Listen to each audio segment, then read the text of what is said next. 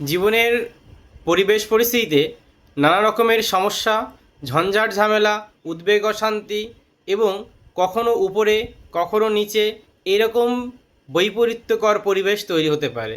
এরকম পরিবেশ সাধারণত কখন তৈরি হতে পারে? সেক্ষেত্রে প্রথমত একটা জিনিস, যদি আপনার হাতের শিরোরেখাটি চড়াই উতরাইমূলক হয়, অর্থাৎ কিনা কখনো উপরে উঠেছে, কখনো নিচে নেমেছে, কখনো পুনরায় আবার কিছুটা উপরে নিচে, এই উপরে নিচে করতে করতে শিরোরেখা যদি প্রভাবিত হয় হাতে, তাহলে সেক্ষেত্রে আপনার জীবনযাত্রার ক্ষেত্রে, চিন্তাভাবনার ক্ষেত্রে চড়াই উতরায়, অর্থাৎ কিনা নানা রকমের সমস্যা, পরিবেশগত সমস্যা শিকার হতে হয় জাতক বা জাতিকাকে। জাতক জাতিকার প্রেম, প্রীতি, ভালোবাসা, হৃদয়বৃত্তি অন্যের দ্বারা পরিচালিত হয়। কখন আপনি বুঝবেন যে প্রেম, প্রীতি, ভালোবাসা পারিবারিক প্রভাব বা অন্যের প্রভাবে পরিচালিত হচ্ছে, নিজের বুদ্ধি দ্বারা সে পরিচালিত হতে পারছে না? যখন কোনো জাতক জাতিকার হাতের হৃদয় রেখা এবং শিরোরেখা সমান্তরাল, অর্থাৎ কিনা তাদের মধ্যে দীর্ঘ বিস্তার নয়, পাশাপাশি প্রভাবিত হচ্ছে, সেক্ষেত্রে আপনি দেখবেন সেই জাতক জাতিকা হৃদয়বৃত্তির দ্বারা, পারিবারিক প্রভাবের দ্বারা, প্রেম, প্রীতি, ভালোবাসার দ্বারা প্রভাবিত হচ্ছে। যেখানে ভালো মন্দের যে ভেদ বিচার, সে তার মস্তিষ্কের দ্বারা চিন্তাভাবনা যে ক্ষমতা, সেই ক্ষমতা অনেকটাই তার মধ্যে কমে যায়। সে বেশিরভাগ ক্ষেত্রেই অন্যের দ্বারা পরিচালিত হতে থাকে। শিরোরেখা এবং হৃদয় রেখা, এই দুটি রেখা যদি দেখা যায় যে তাদের মধ্যে যে দূরত্ব, অর্থাৎ কিনা সেটা কিছুটা দূরত্ব বজায় রেখেছে, কাছাকাছি নয়, সেক্ষেত্রে কিন্তু সেই জাতক জাতিকা তারা হৃদয় বৃত্তির দ্বারা পরিচালিত হবে। অন্যের দ্বারা বা অন্যের কথা, প্রেম, প্রীতি, ভালোবাসা সব কিছুই তারা বুঝবে, তার সহিত অন্যের দ্বারা তারা প্রভাবিত হবে না। যখন হৃদয় রেখা এবং শিরোরেখার মধ্যে দূরত্বটা একটু বেশি থাকবে, সেক্ষেত্রে জাতক জাতিকা নিজের বুদ্ধির দ্বারা, মস্তিষ্কের দ্বারা তারা চলতে পারবে এবং এগিয়ে যেতে পারবে। সেক্ষেত্রে তাদের বুদ্ধিবৃত্তি এবং হৃদয় দুটোইকেই সুন্দরভাবেই সে পর্যালোচনা এবং বিচার বিশ্লেষণপূর্বক চলার ক্ষমতা তাদের মধ্যে, অর্থাৎ কিনা জাতক জাতিকার মধ্যে তৈরি হয়।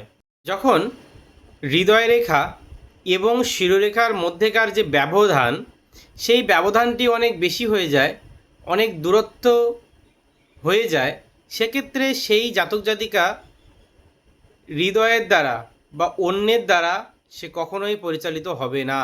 সে যেটিকে ঠিক মনে করবে, তার চিন্তা ভাবনার দ্বারাই সে পরিচালিত হবে।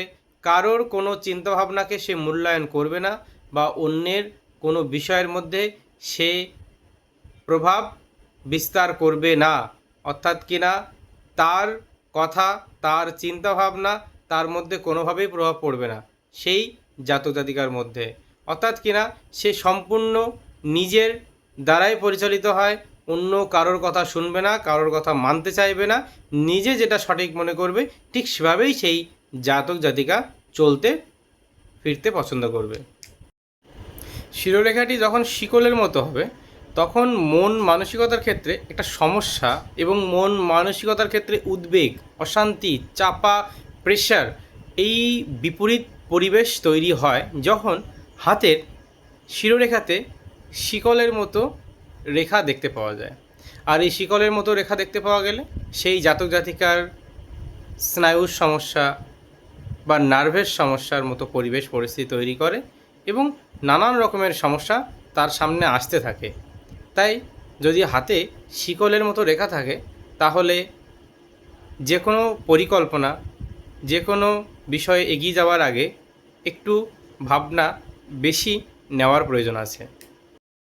কোনো কোনো সময় দেখবেন যে শিরোরেখাটি হৃদয় রেখার পাশ দিয়ে প্রবাহিত হতে কিছু সময় পর রেখাটি নিচের দিকে চলে গেছে। তার মানে যে হৃদয় রেখা এবং শিরোরেখা এক সমান্তরালেই ছিল, কিছুটা পর সে নিচের দিকে মুভ করেছে। এক্ষেত্রে সেই জাতক জাতিকা প্রথম দিকে তার বুদ্ধিবৃত্তি, তার চিন্তাভাবনা হৃদয়ের দ্বারা প্রভাবিত হয়। কিন্তু পরবর্তী সময়কালে সে নিচের দিকে যখনই মুভ করে, তার মানে সম্পূর্ণ থেকে তার নিজের চিন্তাভাবনা চলে আসে, নিজের ভাবনা চলে আসে এবং নিজের দ্বারাই সে পরিচিত হতে চায়। অন্যের দ্বারা বা অন্যের কোনো ভাবনার দ্বারা সে কোনো মতেই নিজেকে জড়াতে চায় না। শিরোরেখা চলতে চলতে যদি ঢেউ খেলানো হয়, মানে ঢেউ খেলিয়ে যখনই যাচ্ছে শিরোরেখাটি হাতের হৃদয় রেখার পাশে, তখন আপনি বুঝবেন যে যদি ঢেউ খেলানোর দিকটি আপনার হৃদয় রেখার কাছাকাছি হয়, তাহলে ভাববেন যে আপনার যে পরিবেশগত উদ্বেগ, পরিবেশগত চাপ, পরিবেশগত সমস্যা যেগুলো যা আসছে সেগুলো আপনার পরিবারের থেকে আসবে। আর যখন ঢেউ খেলানোর দিকটি নিচের দিকে থাকবে, তখন আপনি ভাববেন যে পরিবেশগত দিক থেকেই আপনি ঝঞ্ঝাট ঝামেলা শিকার হবেন। অর্থাৎ কি না, যদি আপনার হাতে ঢেউ খেলানোর রেখা থাকে, তাহলে আপনি মেনেই নেবেন যে আপনার মধ্যে কিছু কষ্ট, হতাশা, উদ্বেগ, অশান্তিকর পরিবেশ তৈরি হতে পারে।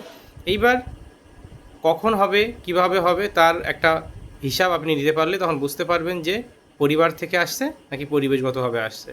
সেই হিসাবে যদি আপনি ঠিকমতো আপনি নিজেকে চালনা করতে পারেন, তাহলে সেই সমস্যা থেকে আপনি নিজেকে মুক্ত রাখতে পারবেন। হাতের শিরোরেখা অনেক সময় দেখা যায় যে ছোট, হৃদয় রেখাটা অনেকটা লম্বা আছে, শিরোরেখাটি ছোট হয়ে গেছে। তাহলে সেক্ষেত্রে অনেকে বলে থাকে যে তার চিন্তাভাবনা কম করবে, কিন্তু বিষয়টা এমন নয়। চিন্তাভাবনা কম করবে অর্থাৎ কি না, যে পর্যন্ত এসে শিরোরেখাটি সমাপ্ত হলো সেই পরিবেশে জাতক বা জাতিকার জীবনে এমন কোনো বিপরীত পরিবেশ তৈরি হতে পারে, বা তার কার্যক্রমের দ্বারা, তার সিদ্ধান্তের দ্বারা, তার চলাচলের ক্ষেত্রে এমন কিছু সিদ্ধান্ত সে নিয়ে নিতে পারে, যার প্রভাবে এই জাতক বা এই জাতিকা তার মানসিকতার মধ্যে হতাশা, উদ্বেগ, অশান্তি তৈরি হতে পারে। তাই এই হতাশা, উদ্বেগ, অশান্তি থেকে আপনি যদি মুক্ত থাকতে চান, তাহলে আপনি কেমন সিদ্ধান্ত নিচ্ছেন, কিভাবে চলছেন, তার একটা হিসাব যদি আপনি আপনার নিজের মধ্যে রাখতে পারেন, তাহলে সেই সমস্যা থেকে আপনি মুক্ত থাকতে পারবেন।